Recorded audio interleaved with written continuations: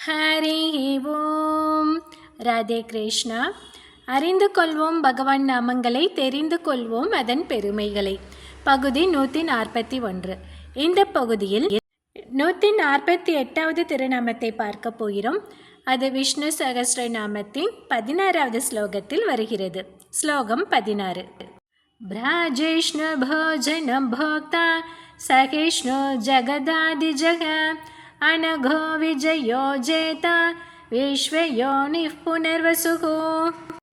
நாமம் 148. ஓம் அனகாய நமக.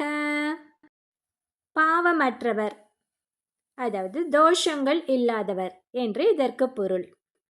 இதை முண்டக உபனிஷத்திலிருந்து பார்க்கலாம். முண்டக உபனிஷத்தில் ஜீவாத்மா பரமாத்மா பற்றி அழகான உருவகம் ஒன்று வருகிறது. த்வாசுபர்ணாவபுஜா சகாயா சமானம் விருக்ஷம் பரிஷஸ்வஜாதே தயோ அன்ய பிப்பலம் ஸ்வாது அத்தி அனச்னன் அன்யக் அபிசாகசீதி. இந்த ஸ்லோகத்தின் பொருள் என்னவென்றால், ஒரு பிப்பல மரம், அந்த மரத்தின் கிளையில் அழகான சிறகுகளை உடைய 2 பறவைகள் அமர்ந்துள்ளன. 2 பறவைகளும் நல்ல நண்பர்கள். அவற்றுள் ஒரு பறவையானது அந்த மரத்தில் உள்ள பழங்களை எல்லாம் ஆசையோடு உண்கிறது.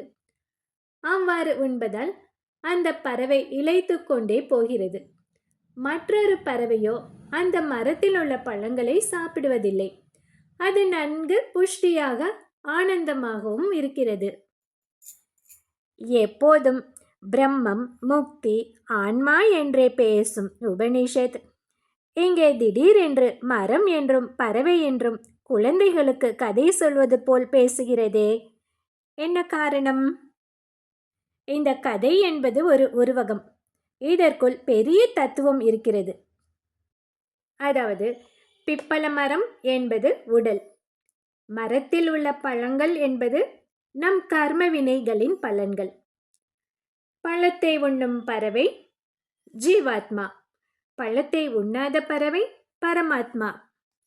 அதாவது, நம் உடலாகிய பிப்பல மரத்தில் ஜீவாத்மா பரமாத்மா என்னும் 2 பறவைகள் வசிக்கின்றன. இந்த உடலானது நமது பாப புண்ணியங்களாகிய முன்வினைகளின் அடியாக ஏற்பட்டது. அதனால் அந்த பாப புண்ணியங்களின் பலன்களே இந்த உடலாகிய மரத்தில் பழுத்த பழங்கள். பரமாத்மா இந்த உடலுக்குள் இருந்தாலும் இந்த சரீரத்தோடு தொடர்புடைய பாப புண்ணியங்களால் தீண்டப்படாமல் எப்போதும் பரிசுத்தமாகவே உள்ளார். ஆனால் ஜீவாத்மாவோ முன்வினை பயன்களாகிய பழங்களை உண்டு கொண்டே இருக்கிறார். அதனால் இளைத்து விடுகிறார். இவற்றை உண்ணாத பரமாத்மா எப்போதும் தூய்மையாகவும் புஷ்டியாகவும் இருக்கிறார். இதுவே முண்டோகபனிஷத் கூறும் தத்துவம். ஆத்மா, பரமாத்மா, ஜீவன் இருவரும் பிப்பல மரத்தில் வாழும் இந்த உபனிஷத் கதையையும், ஆதாம் ஏவாள் இருவரும் ஆப்பிள் மரத்தின் கீழ் வாழ்ந்த பைபிள் கதையும்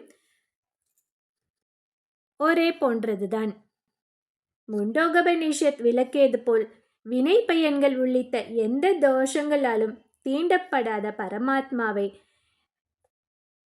அதாவது அந்த பரமாத்மாவாக திருமால் விளங்குவதால் அனக என்று அழைக்கப்படுகிறார். அக என்றால் தோஷம் என்று பொருள், அனக என்றால் தோஷமற்றவர் என்று பொருள். திருமங்கையாழ்வார் அங்கஞாலம் அஞ்ச அங்கோர் ஆலரியாய் ஆவுணன் பொங்க ஆகம் வல்லுகிறாள் போழ்ந்த புனிதன் இடம் என்று அகோபில நரசிம்மரை பாடுகிறார். அவர் என்ன சொல்கிறார் இந்த பாடலில்? இரணியனின் மார்பை தன் நகங்களால் கிழித்து அந்த இரத்தக்கரையோடு திகழும் புனிதன் என்று நரசிம்மரை போற்றுகிறார். பொதுவாகவே இரத்தக்கரை படிந்தவர்களை அசுத்தமானவர்கள் என்றுதான் சொல்லுவோம். ஆனால் இறைவனோ இரத்தக்கரை படிந்தாலும் புனிதனாகவே விளங்குகிறார். ஏனெனில் இரத்தக்கரையில் உள்ள தோஷங்கள் அவரை பாதிப்பதில்லை.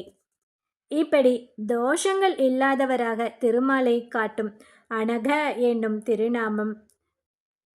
இதை நாம் தினமும் சொல்லி வந்தால் பக்தர்களின் மனங்கள் எப்போதும் தூய்மையாக இருக்கும்படி அவர் பார்த்து கொள்வார். ஓம் விஜயாய நமக. இது 149வது திருநாமம்.